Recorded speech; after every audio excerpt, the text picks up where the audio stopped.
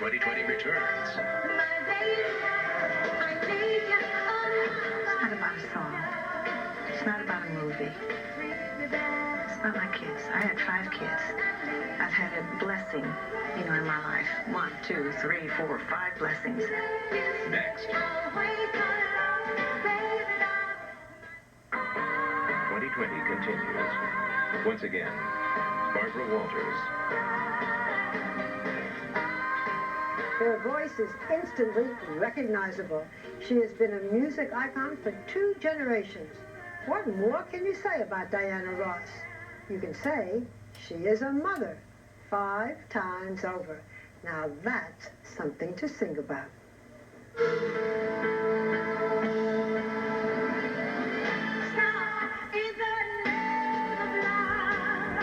This is the Diana Ross you know. The hair, the voice, the flamboyant knockout who's been the very definition of star power for more than 40 years. Now meet Diana, the doting mom. We are family. No one knows this Diana better than her 5 children. It doesn't take long to realize that the Ross kids are smart, happy in one another's company, and very close. Rhonda is the eldest. She's 30 and married. Her siblings say she's a little bossy, but they don't seem to mind. It's the wrong game. She's a singer and an actress and runs her mother's production company. What do you call me? In fact, all the Ross girls seem to have show business on the brain.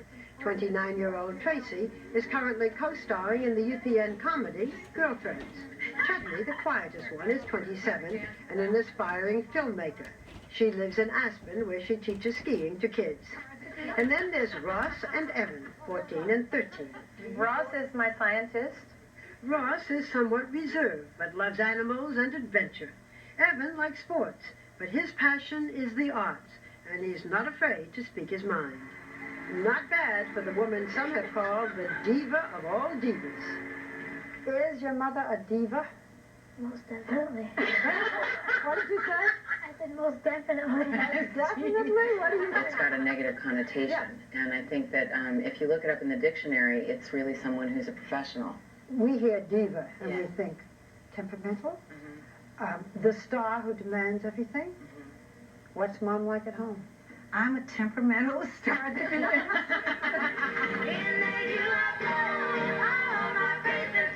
It was obvious from her early days with the Supremes that there was no holding back the girl in the middle. Diana's rise to superstardom was quick, and her solo career soared.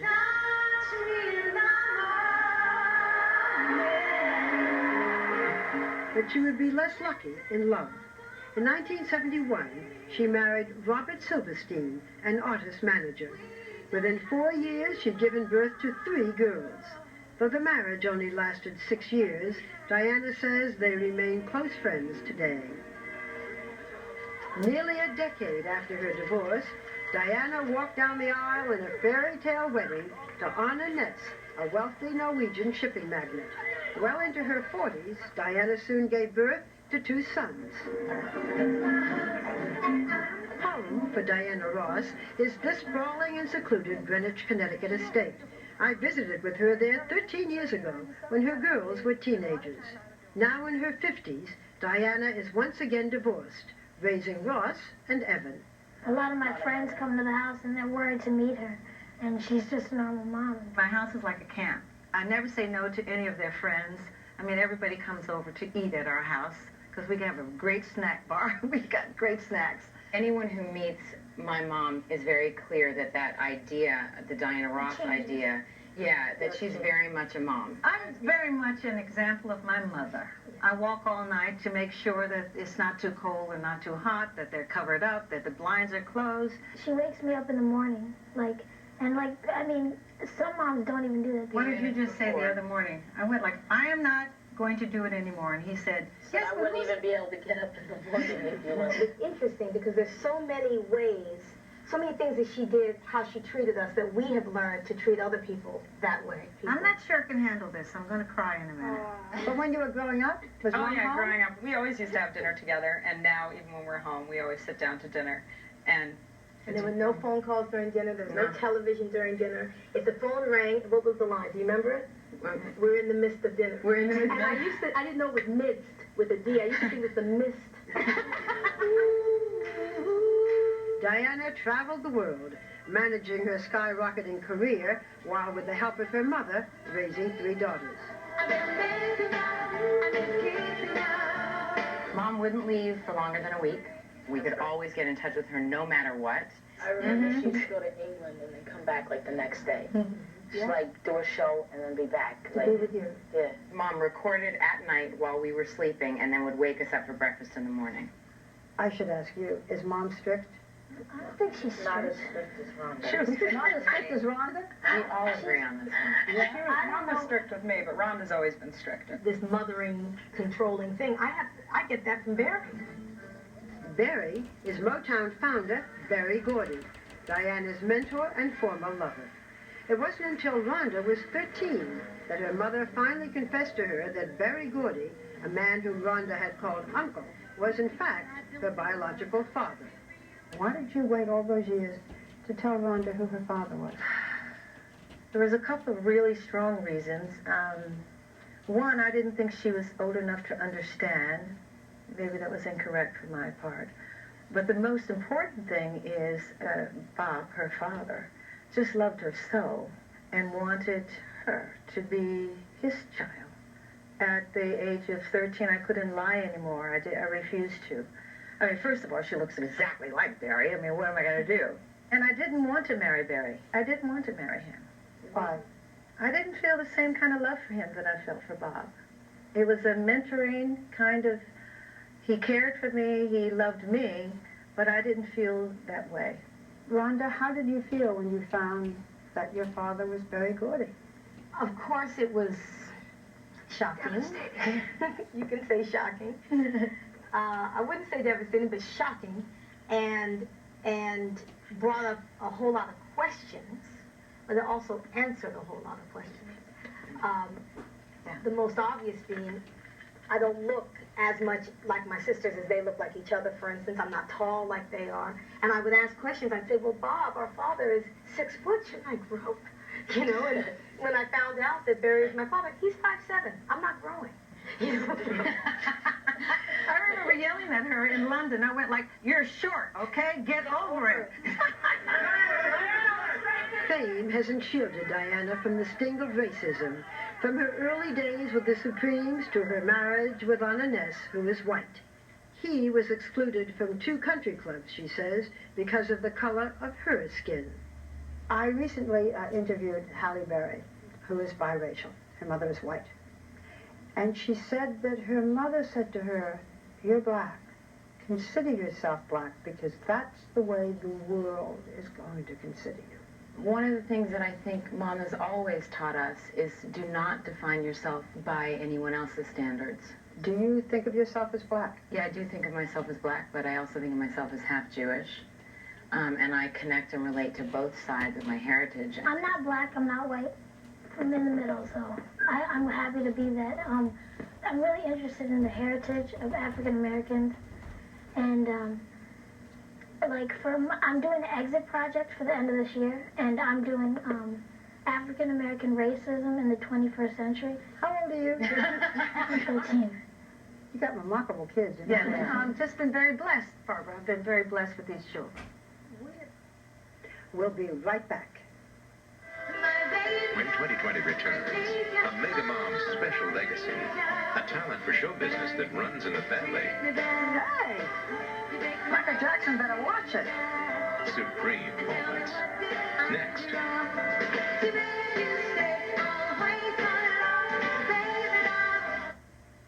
Mystical. Ask any mother, no matter how successful she is in the outside world, to name her greatest accomplishment, and the answer is immediate. My children. And if you have any doubt about that, watch Diana Ross, surrounded by her 5 children, who laugh, dance, and sing a song that brings tears to everyone's eyes, even Barbara's.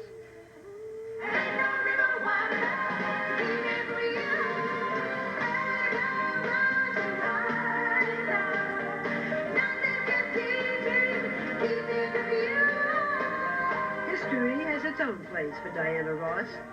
The Guinness Book of Records once called her the most successful female artist of all time. And there ain't nothing I can do about it. But it's no surprise who her biggest fans are.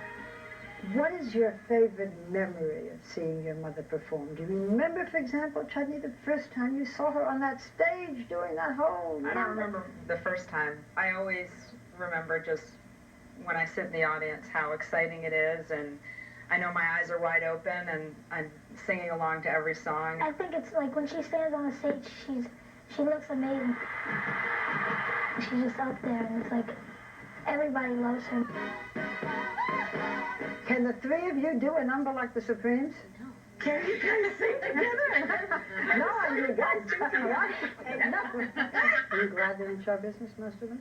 I really, like any parent, she always wanted us to be doctors and lawyers. No, I tease them about that. We all graduated from very good schools, Georgetown, Brown, and Brown. Do you want to go into show business?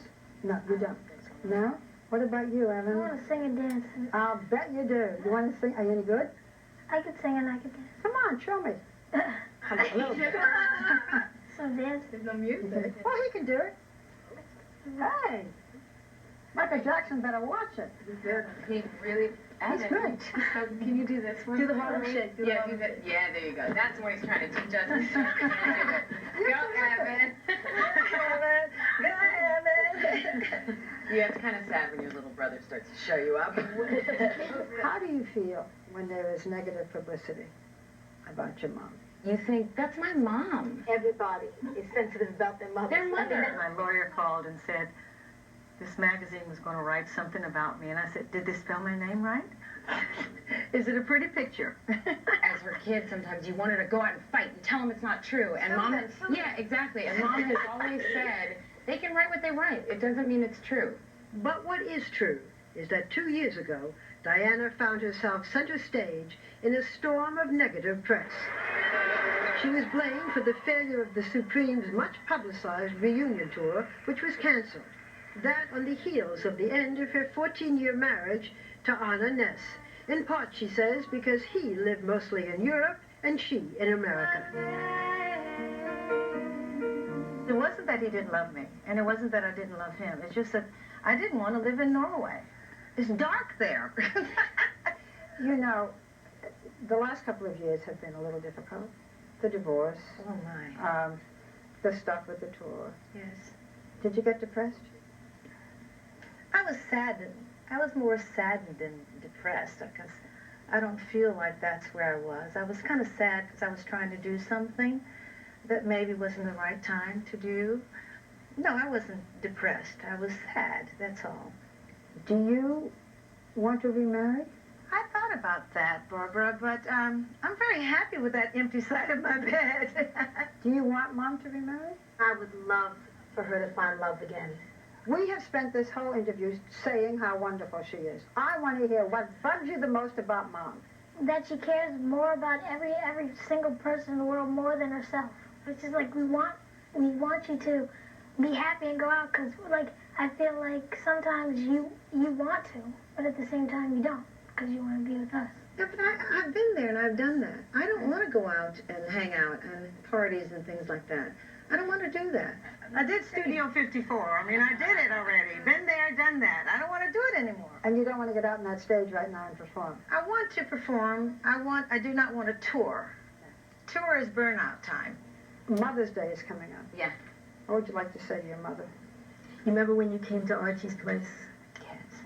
And I was singing songs that I wrote for everybody else, and I didn't have a song for you. And I told you that I felt bad that I didn't have a song for you. And you said that it was okay because I was your song. So I wrote you a song called You Are My Song.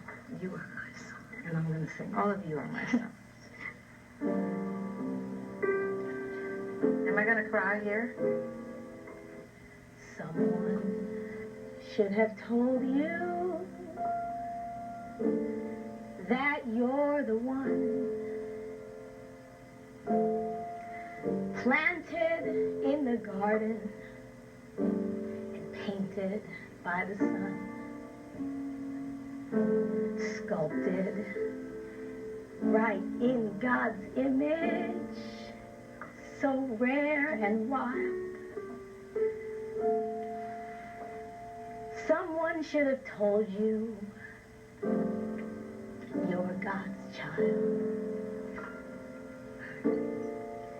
Someone should have told you you're a queen. Power strong like mountains, comfort lush and green. If you have to ask me why I'm strong, someone should have told you you're my song.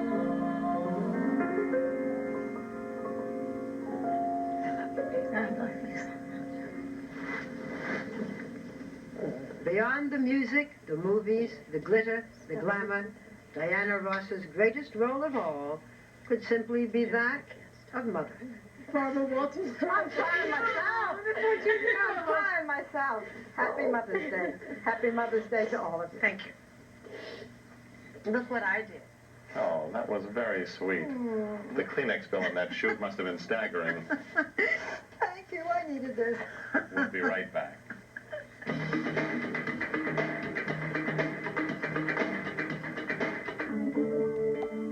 General programming support is made possible in part on